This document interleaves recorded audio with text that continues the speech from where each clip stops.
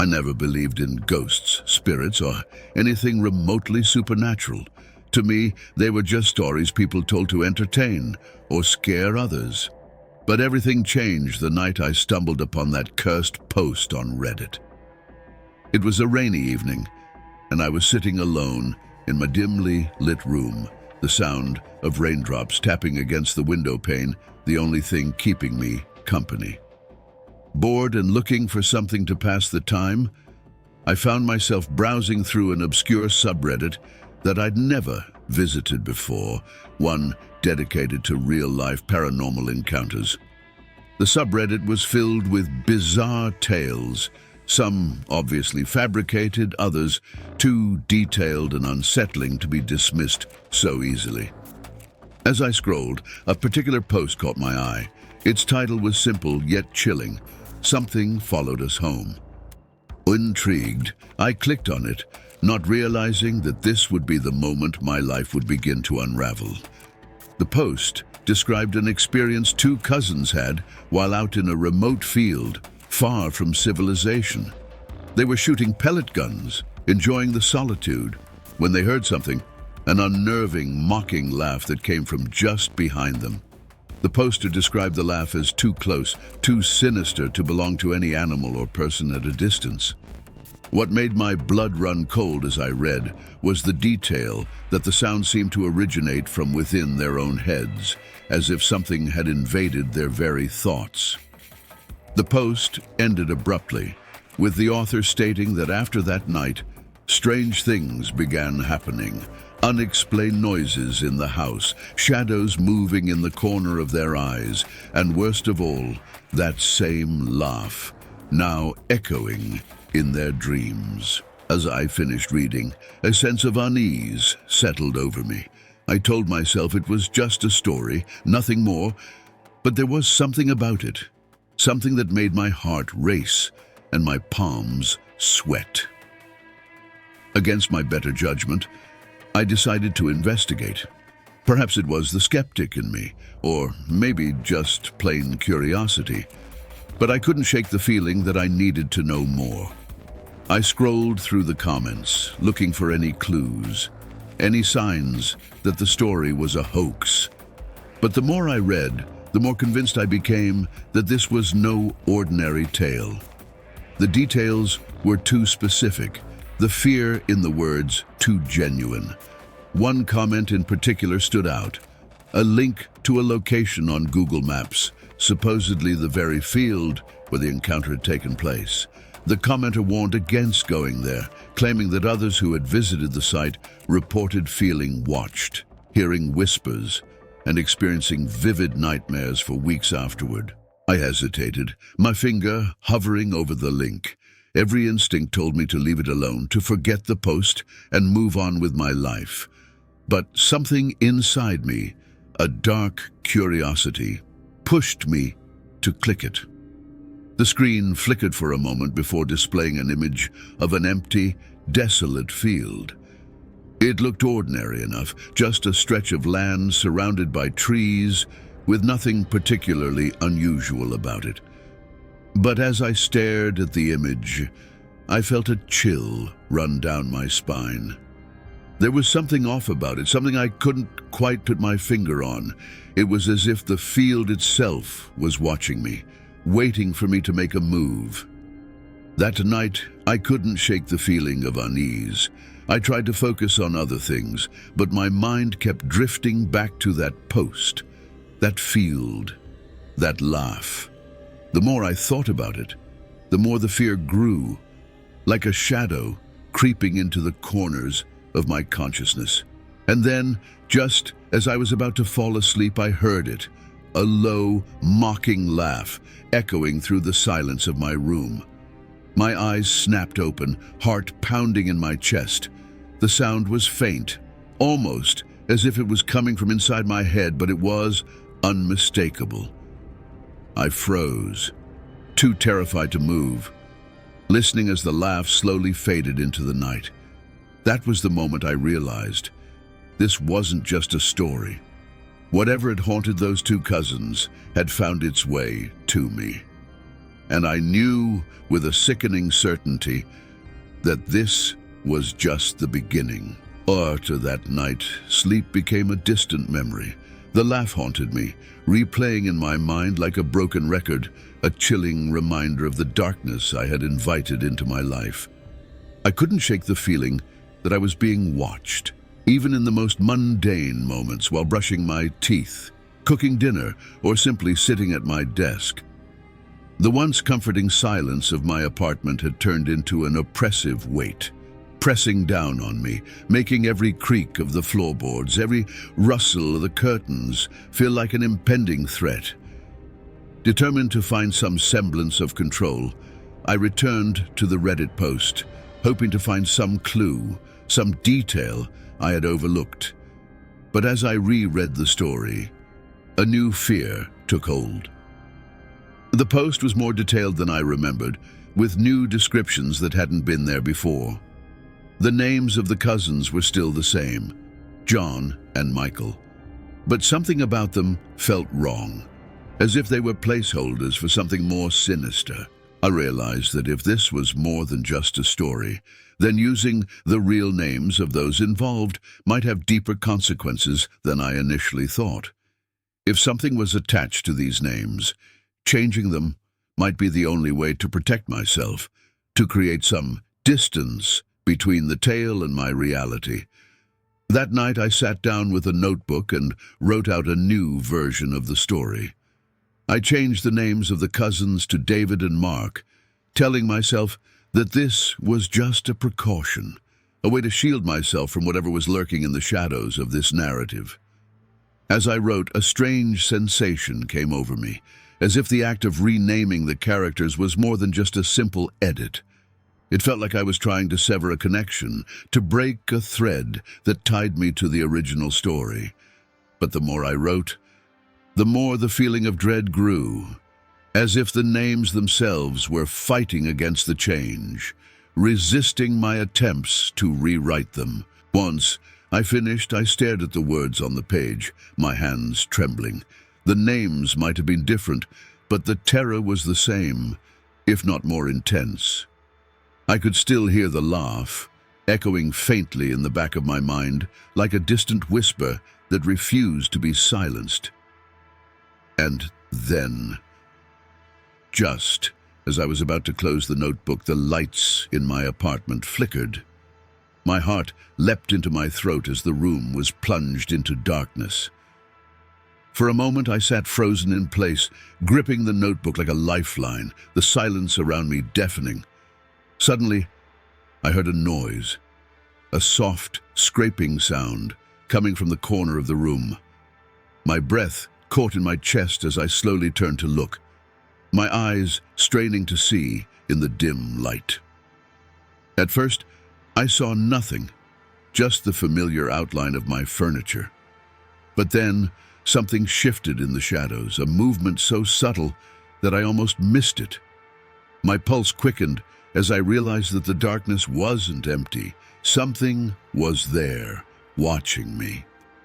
I wanted to run, to get as far away from that room as possible, but my body wouldn't obey. I was rooted to the spot, my mind racing with thoughts of what could be lurking just out of sight. And then I heard it again, the laugh.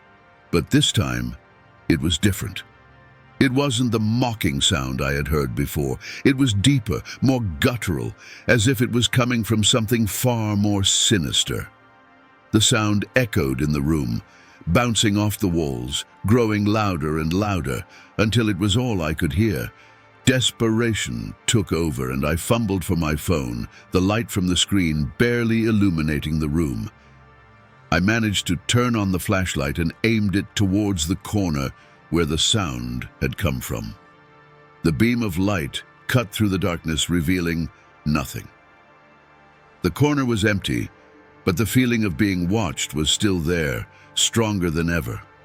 My skin prickled with fear as I scanned the room, but no matter where I looked, I couldn't shake the feeling that something, or someone, was there, just out of sight. In a panic, I grabbed the notebook and hastily scribbled out the new names, reverting them back to John and Michael. As soon as I finished, the lights flickered back on, the oppressive darkness retreating as quickly as it had come. I sat there trembling, my heart pounding in my chest. I knew then that this wasn't just a story. Changing the names hadn't severed the connection, it had strengthened it, pulling me deeper into the nightmare. From that moment on, I couldn't bring myself to say their names out loud. They had become something else, something dangerous. They weren't just characters in a story. They were part of a living nightmare, and I had no idea how to escape it. The days that followed were a blur of paranoia and sleepless nights.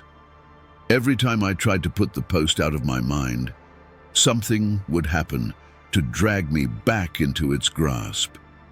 It was as if the story had taken on a life of its own, reaching out from the dark corners of the internet to ensnare me in its web. Despite the fear gnawing at my sanity, I found myself obsessively returning to the subreddit, scrolling through the comments, reading and rereading every word, as if the answer to my growing dread lay hidden somewhere within the lines of text. The more I delved into the post, the more I noticed things that hadn't stood out before, small details that seemed insignificant at first, but began to form a disturbing pattern. There were mentions of specific locations, strange symbols, and cryptic references to something only known as the Laughing Man. The commenters, too, seemed to be in on some dark secret, their words laced with a subtle undercurrent of fear, as if they knew more than they were letting on. One user in particular caught my attention. They had posted under the username Eternal Echo, and their comments were filled with warnings, urging others not to dig too deep, to leave the story alone before it was too late. But I couldn't stop myself. The more I tried to distance myself from the post, the stronger the pull became. It was like a compulsion, an invisible hand guiding me to uncover the truth, no matter the cost. Late one night, after hours of fruitless searching, I received a private message from Eternal Echo. The message was brief, yet it sent a chill down my spine. Stop looking. The Laughing Man sees you now. My breath caught in my throat as I stared at the words, my hands trembling. Who was this Eternal Echo? And how did they know what I was doing? I felt a surge of panic, my mind racing with the possibilities. Was this some kind of prank? Or was there really something or someone watching me? The next day, I decided to follow the trail that the post had laid out. Armed with nothing but my phone and an ever-growing sense of dread, I drove to the location mentioned in the comments. A remote, overgrown field on the outskirts of town. The sky was overcast and a thick fog clung to the ground, muffling all sound and reducing visibility to a few feet. As I stepped out of the car, I felt an overwhelming sense of isolation. The field was eerily quiet, the only sound the crunch of dead leaves beneath my feet. I couldn't shake the feeling that I was being watched, that something was hiding just beyond the fog, waiting. I walked through the field, my heart pounding in my chest, following the vague directions I'd pieced together from the comments. Every step felt like a step deeper into a nightmare. The trees around me seemed to close in, their twisted branches forming grotesque shapes in the mist. Then, just as I was about to turn back, I saw it, a large flat stone, half buried in the ground, just like the one described in the post. My breath hitched as I approached it, the air growing colder with each step. There was nothing remarkable about the stone itself, but the atmosphere around it was suffocating, as if the earth itself was holding its breath. I stood there, staring at the stone, my mind racing. This was the place where the cousins had heard the laugh, where their lives had been turned upside down. But what was I expecting to find here? As the minutes ticked by, I began to feel foolish. Maybe this was just a wild goose chase, the result of an overactive imagination fueled by too many sleepless nights. But as I turned to leave, something caught my eye. A small, crudely carved symbol on the side of the stone, barely visible in the dim light. My heart skipped a beat as I crouched down to examine it. The symbol was unsettling. A twisted figure with an elongated mouth that seemed to stretch into a mocking grin. Suddenly, my phone buzzed in my pocket, with a sync cutting through the silence like a knife. I fumbled to pull it out, my hands shaking, and saw that I had received another message from Eternal Echo. The message was a single word: run. My blood ran cold as I looked up from the screen, my instincts screaming at me to get out of there. The fog around me seemed to thicken, the shadows growing longer, darker. And then, just as I was about to stand, I heard it. The laugh. The same low, mocking laugh that had haunted me in my apartment, but now it was here, echoing across the empty field. Panic surged through me as I scrambled to my feet, the laugh growing louder, closer. It felt like it was coming from all directions, surrounding me, suffocating me. My vision blurred as I stumbled back toward the car, my heart pounding in my ears. The world around me seemed to twist and warp, the fog swirling like a living entity, trying to trap me within its grasp. I could feel the presence of something unseen, something malevolent, closing in on me. I reached the car and flung myself inside, my hands trembling as I fumbled with the keys.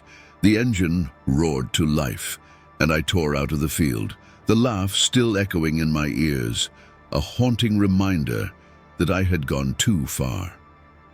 As I sped away, I glanced in the rear-view mirror, half expecting to see something chasing me through the fog. But there was nothing but the empty, desolate field disappearing into the mist. Back home, the fear didn't fade. If anything, it grew stronger, more pervasive. The feeling of being watched was now a constant presence, a shadow that followed me everywhere. My phone buzzed again. Another message from Eternal Echo.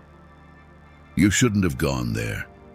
The laughing man won't let you go now. The words sent a shiver down my spine, and I knew deep down that they were true. I had crossed a line, and there was no going back. The laughing man was real, and he had found me. The mystery wasn't just online anymore. It had bled into my reality, and the boundaries between the two were blurring in ways I couldn't understand. I was no longer just a reader of the story. I had become a part of it, and the terror that came with that realization was something I could never have prepared for. The days after my visit to the field were a waking nightmare. I had brought something back with me, something that had been lying in wait, biding its time in that forsaken place. My apartment, once a sanctuary, had become a prison where shadows stretched too long, where silence was oppressive, and where I could never quite convince myself that I was truly alone. The constant feeling of being watched had evolved as something much worse, a certainty that I was never alone, not even for a second. It started subtly. At first, it was just the feeling that someone was standing behind me when I turned my back, or the sensation of cold air brushing against my neck in a room that was otherwise warm. Then, things began to move. Objects would shift slightly from where I'd left them. Lights would flicker even when there was no reason for them to do so, and my reflection in the mirror seemed to linger a moment too long after I'd walked away. It was as if my world had tilted slightly off its axis, and everything I knew was now out of sync. One night, as I sat at my desk trying to distract myself with work, I heard it again, the laugh. But this time, it wasn't coming from my head. It was faint at first, barely more than a whisper, as if it were being carried on a breeze that shouldn't have been there. I froze, my fingers hovering above the keyboard, every muscle in my body tensing as I strained to listen. The laugh grew louder, more distinct until it filled the room with its mocking tone. My heart pounded in my chest as I slowly turned to look behind me, but there was nothing there, just the empty room bathed in the cold glow of my computer screen. I tried to shake it off, telling myself that it was just my mind playing tricks on me, a remnant of the fear that had taken root ever since I had read that cursed post. But deep down, I knew better. The laugh was real, and it was coming from somewhere much closer than I was comfortable admitting. I turned back to my computer, determined to ignore it, to push through the fear, and regain some semblance of control over my life. But then, the laugh came again, this time louder, sharper, as if someone was standing right behind me, breathing down my neck. I whipped around in my chair, adrenaline surging through my veins, expecting to see what I wasn't sure. A figure, a shadow, anything that could explain the noise. But the room was empty, just as it had been before. My eyes darted around the room, trying to catch any sign of movement, any clue that I wasn't alone. But there was nothing, just the sound of my own ragged breathing and the faint hum of the computer. Suddenly, the lights flickered, plunging the room into darkness. Panic gripped me as I fumbled for my phone, the small device my only source of light in the pitch-black room. My hand shook as I turned on the flashlight, the beam cutting through the darkness, illuminating the familiar objects in my room. But somehow, they felt alien, distorted, like I was seeing them through a funhouse mirror. I swung the light around, desperate to find the source of the laugh. But there was nothing. Only the mocking sound echoing through the room, louder and more menacing than ever. Then, out of the corner of my eye, I saw it, a shadow darker than the rest, flitting across the wall.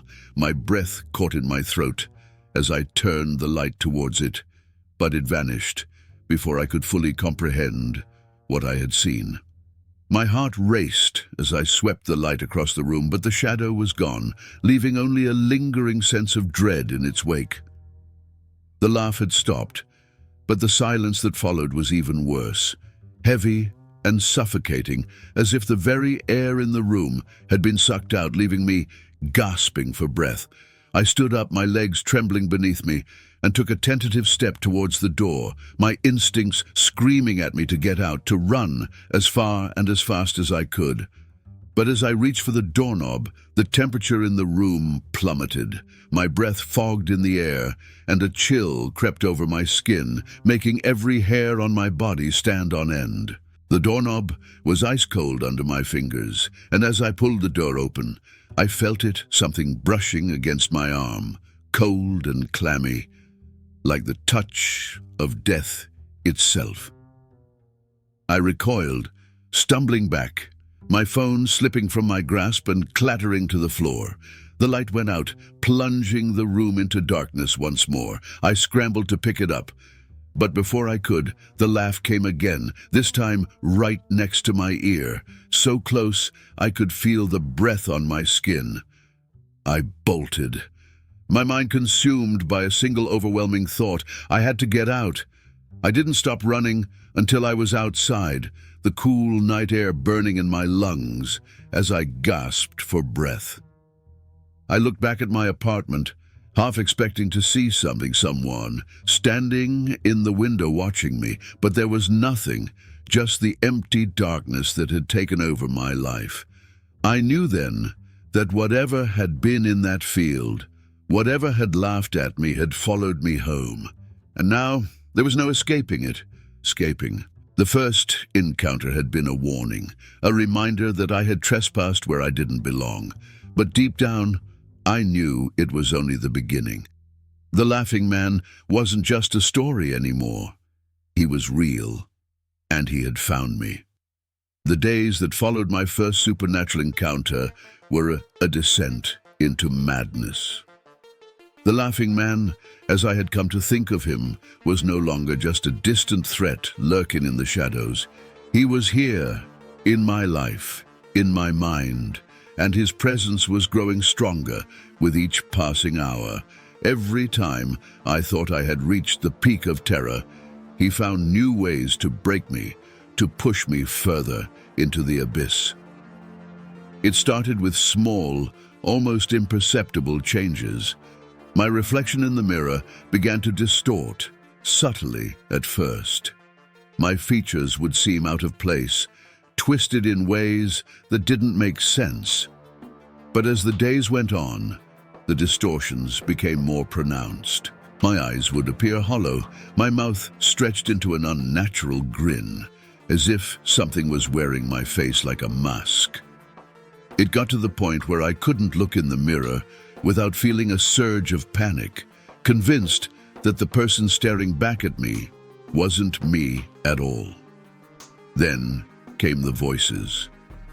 At first, they were whispers, barely audible, like someone speaking just out of earshot.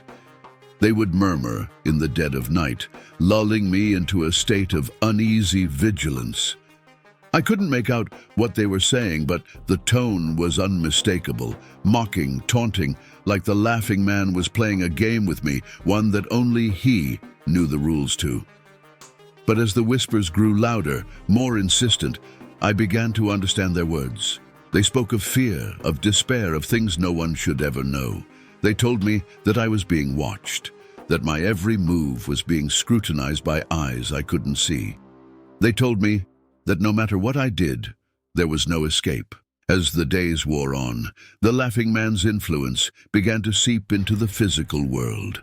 Objects in my apartment started moving on their own. Doors would open and close by themselves, lights would flicker on and off, and I would hear footsteps pacing the floors above me, even though I lived on the top floor. But it wasn't just the noises or the movement. It was the feeling of malevolence that accompanied them. A dark, oppressive force that seemed to invade every corner of my home. The air grew thick with it, making it hard to breathe, as if the very walls were closing in on me. One night, I awoke to the sound of scratching, like nails on a chalkboard. The noise was coming from the walls, from the ceiling, from everywhere at once. I sat up in bed, my heart racing, and listened as the scratching grew louder, more frantic. It was as if something was trying to claw its way into my room, into my life. I covered my ears, desperate to block out the sound, but it was no use. It was inside my head, drilling into my mind, driving me to the brink of insanity. And then, just as suddenly as it had started, the scratching stopped. The silence that followed was deafening, a void that threatened to swallow me whole. I sat there trembling, my hands still clamped over my ears, waiting for the next horror to reveal itself. But nothing happened. The apartment was still, the only sound the ragged gasps of my own breath. I thought for a brief moment that it was over, that the laughing man had finally left me in peace. But then, out of the corner of my eye, I saw something move. A shadow, darker than the others, slithered across the floor, coiling like a serpent. My breath caught in my throat as I watched it, too terrified to move. The shadow seemed to pulse with malevolence, growing larger and darker until it took shape. A figure tall and thin with a face hidden in darkness. But I didn't need to see his face to know who it was. The laughing man had finally shown himself. I scrambled out of bed, my heart pounding so hard I thought it might burst from my chest. The figure didn't move, but I could feel its eyes on me, cold and mocking.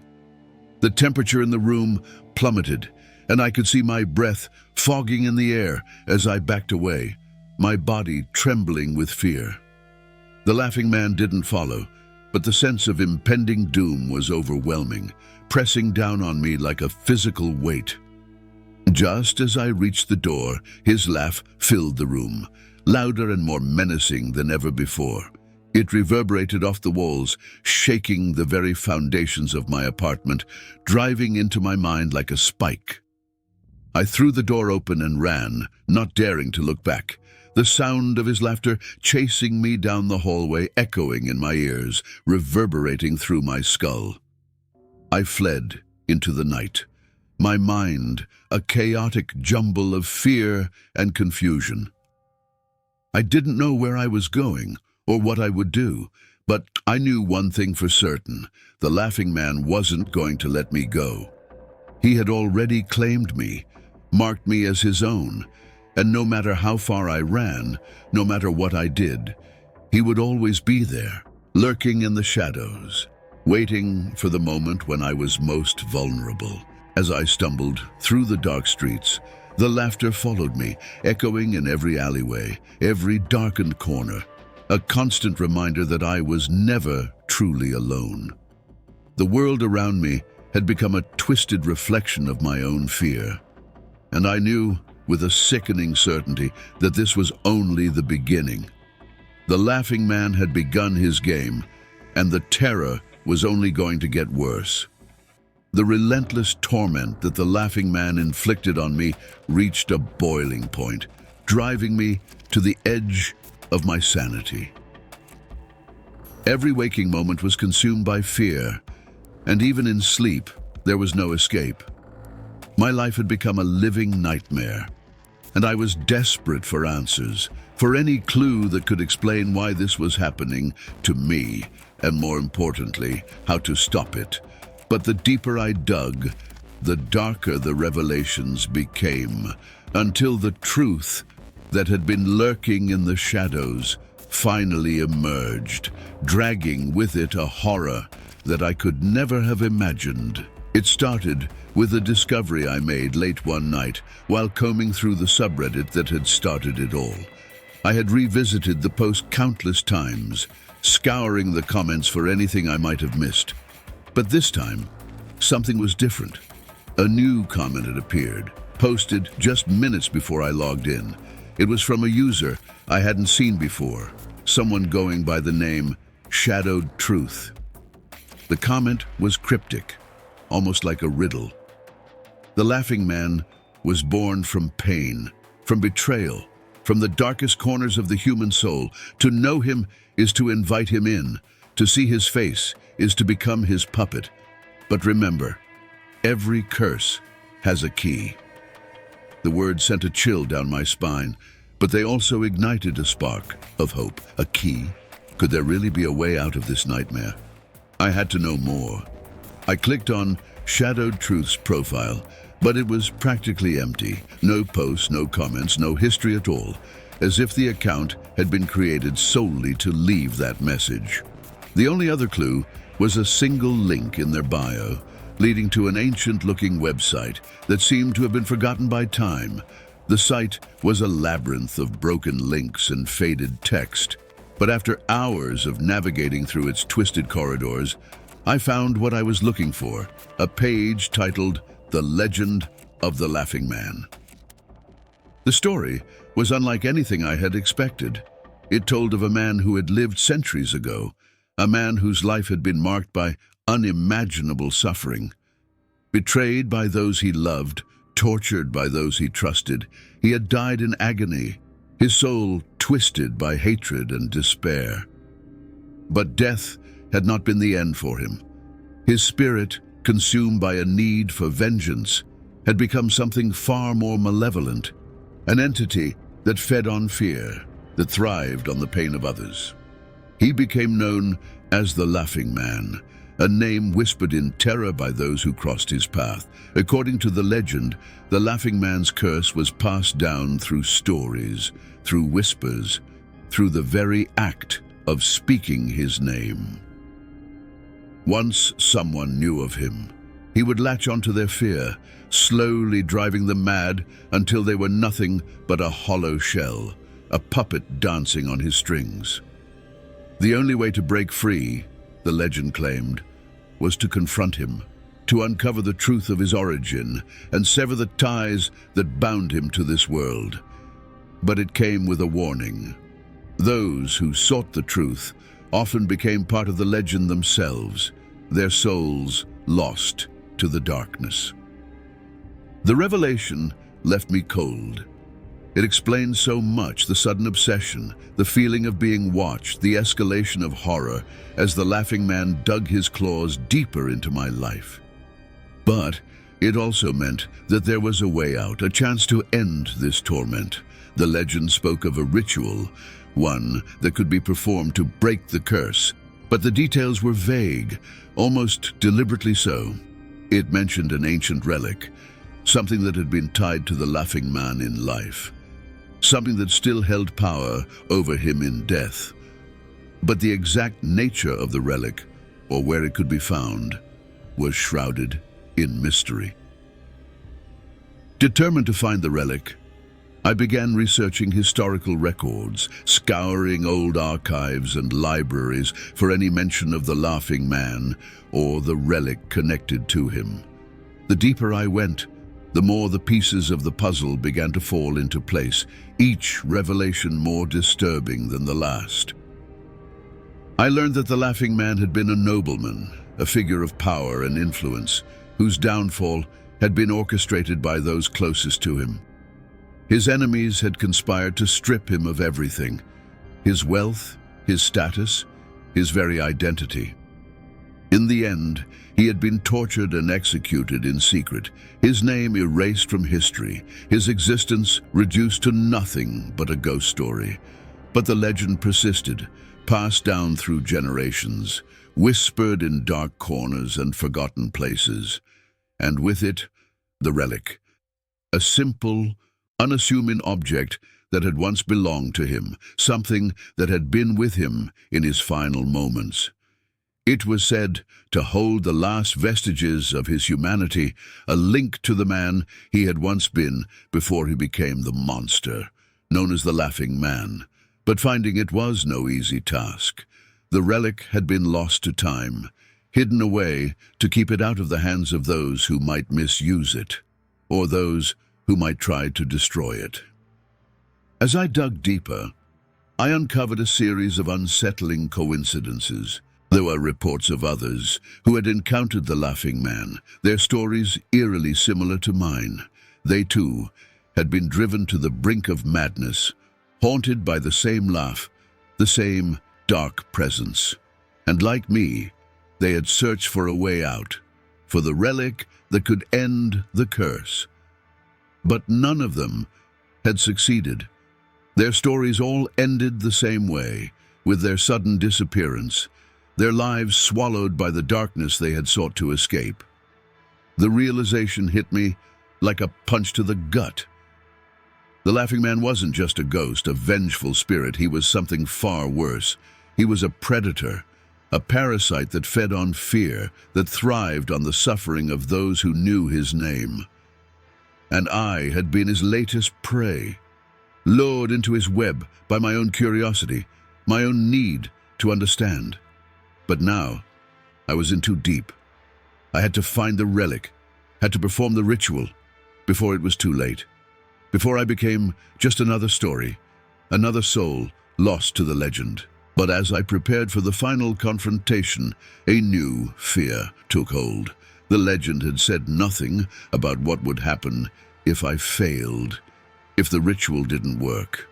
What if the relic wasn't enough to break the curse? What if, instead of freeing myself, I only made things worse? The thought gnawed at me, filling me with dread. But I had no choice. The Laughing Man was closing in, his presence growing stronger, more oppressive with each passing day.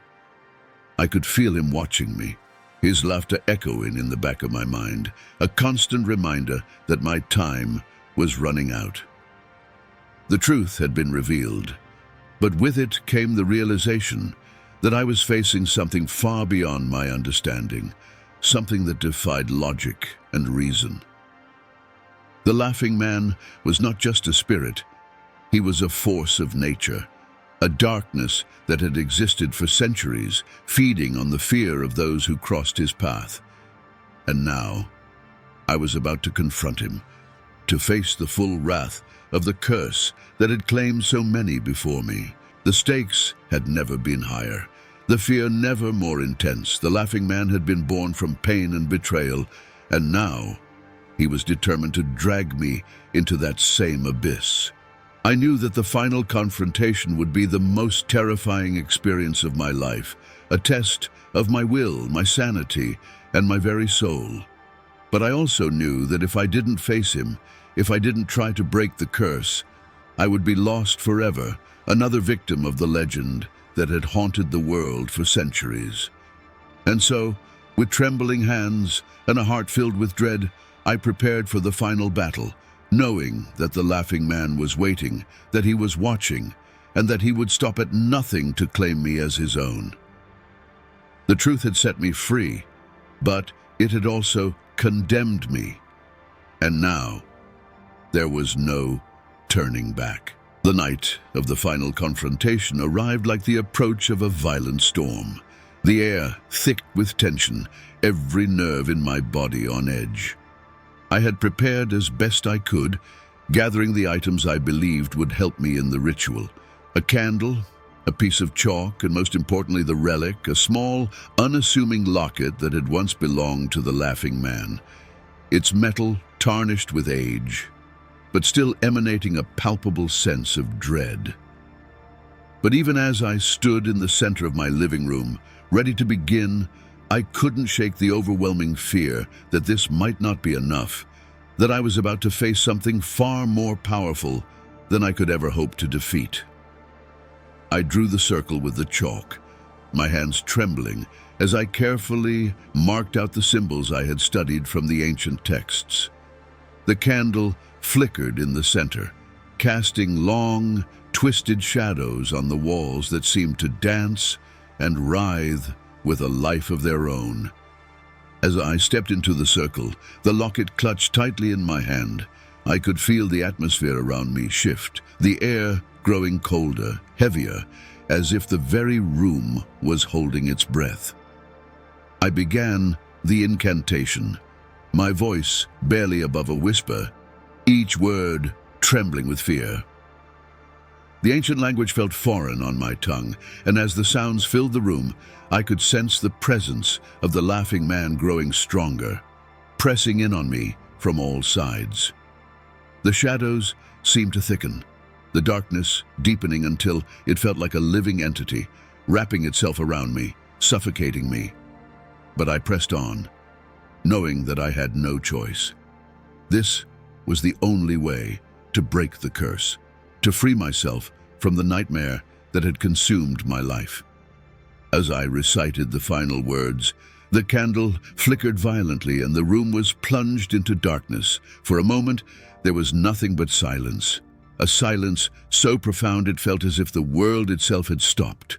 But then, the laugh began, soft at first, a low, rumbling sound that seemed to emanate from the very walls around me. It grew louder, more menacing, filling the room with its mocking tone.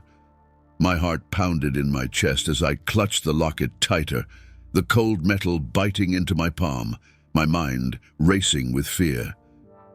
The shadows began to move, coalescing into a figure that slowly took shape before me. A tall, thin man, his face hidden in darkness, but with eyes that burned like fire, and a grin that stretched too wide, too unnatural, as if his very flesh was being pulled apart. The laughing man had finally revealed himself, and his presence was overwhelming, a force of pure malevolence that threatened to crush me under its weight.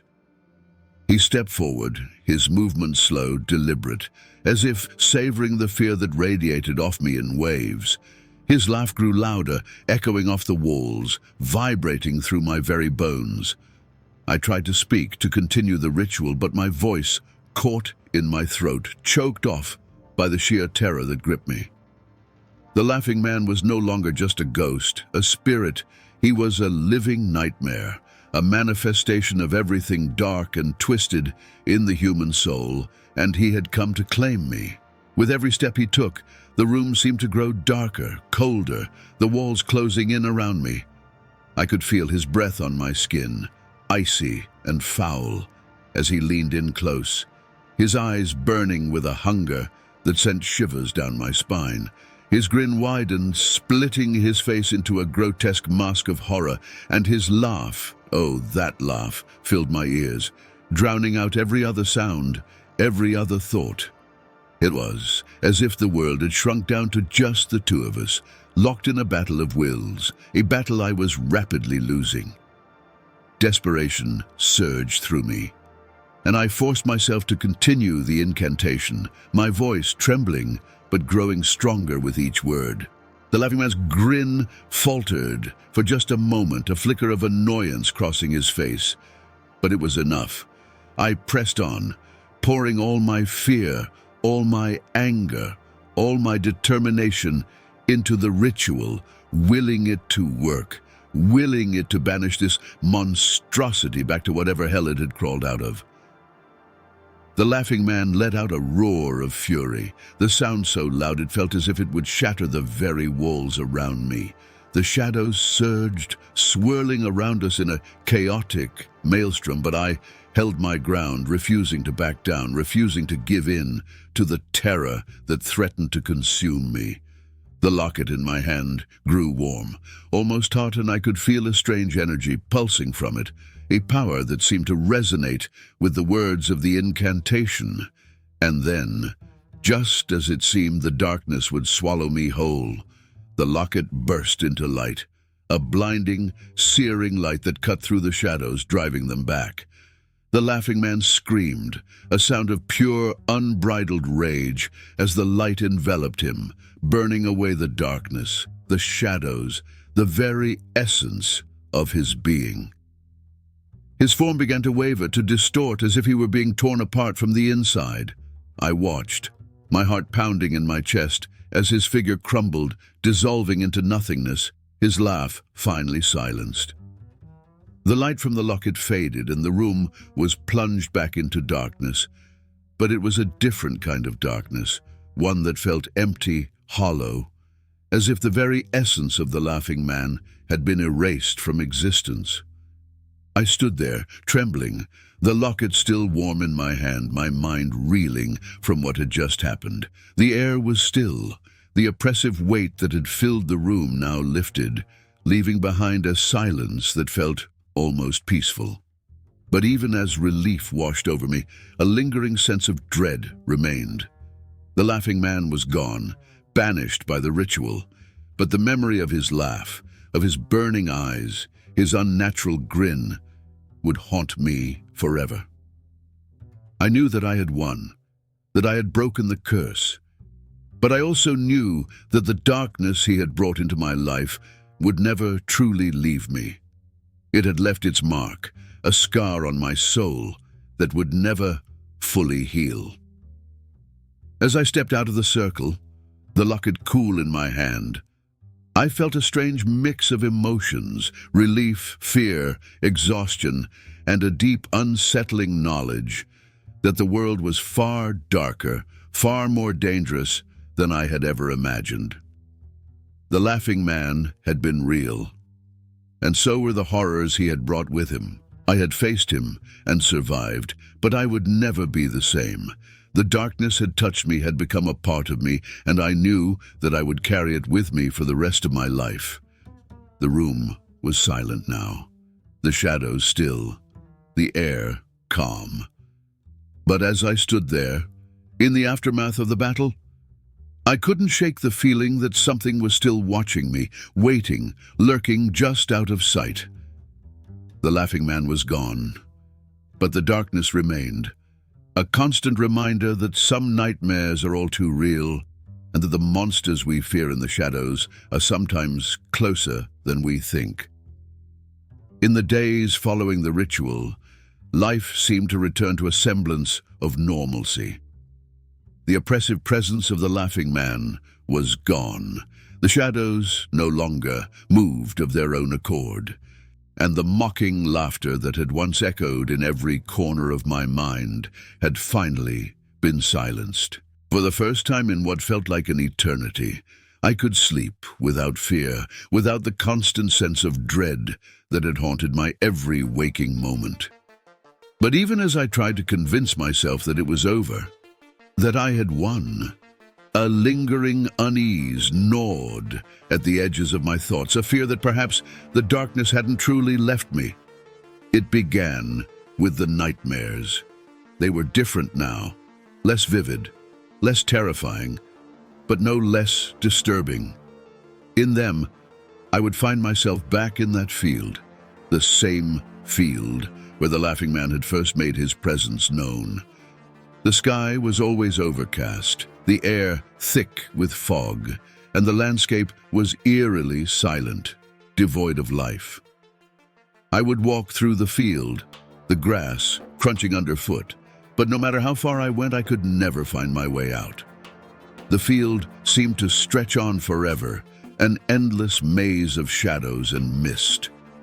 In the distance, I could always see a figure standing among the trees, watching me. It was never close enough to make out any details, just a silhouette against the gloom, but I knew who it was. I could feel his presence, could sense the malevolent energy that radiated from him. The Laughing Man was still there, lurking at the edges of my mind, a ghostly reminder of the terror I had faced. And though he never moved, never spoke, his presence in the dream was enough to fill me with a cold, creeping fear. During the day, the feeling of being watched persisted. It was subtle, easy to dismiss as paranoia or the remnants of my trauma, but it was there nonetheless. I would catch glimpses of movement in my peripheral vision, shadows that seemed to shift when I wasn't looking. My reflection in the mirror would sometimes seem off, as if the person staring back at me wasn't quite myself. And though I never heard the laugh again, I could still feel it, an echo in the back of my mind, a ghostly reminder that refused to fade. One evening, as I was sorting through some old papers, I came across the locket, the relic that had played such a crucial role in the ritual. I had kept it as a sort of memento, a reminder of what I had endured. But now, holding it in my hand, I felt a surge of unease. The metal was cool to the touch, almost too cool, and as I stared at it, I could have sworn I felt a faint pulse, as if the locket was still alive, still connected to the darkness I had fought to escape. A deep sense of foreboding washed over me, and for the first time since the ritual, I felt truly afraid. The locket, once a symbol of my victory, now felt like a tether, a link to something I had thought was gone. In a moment of panic, I threw the locket across the room, watching as it skittered across the floor and came to a stop in the shadows. But even as it lay there, still and silent, I couldn't shake the feeling that it was watching me, waiting for the moment when I would be vulnerable again. That night, the nightmares returned with a vengeance. I was back in the field, but this time the fog was thicker, the shadows darker. The figure among the trees was closer now, and though I couldn't see his face, I could feel his eyes on me, burning with a cold, mocking malice. I tried to run, but my legs felt heavy, as if they were sinking into the earth, the grass wrapping around my ankles like chains. The laugh echoed in the distance, low and menacing, growing louder with each step I took. When I woke, drenched in sweat, my heart pounding in my chest, I knew that the fight wasn't over. The Laughing Man had been banished, but he hadn't been destroyed. He was still out there, still watching, still waiting. The darkness that had consumed my life had left its mark, a scar that would never fully heal. And though I had survived, I knew that I would never truly be free. The next day, I decided to rid myself of the locket once and for all. I drove to a remote area, far from anyone or anything, and buried it deep in the ground, hoping that by removing it from my life, I could finally put an end to the haunting.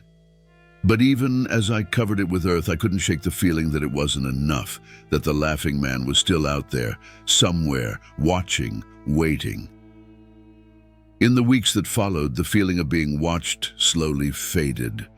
The nightmares became less frequent, and life gradually returned to a semblance of normalcy. But the fear never fully left me.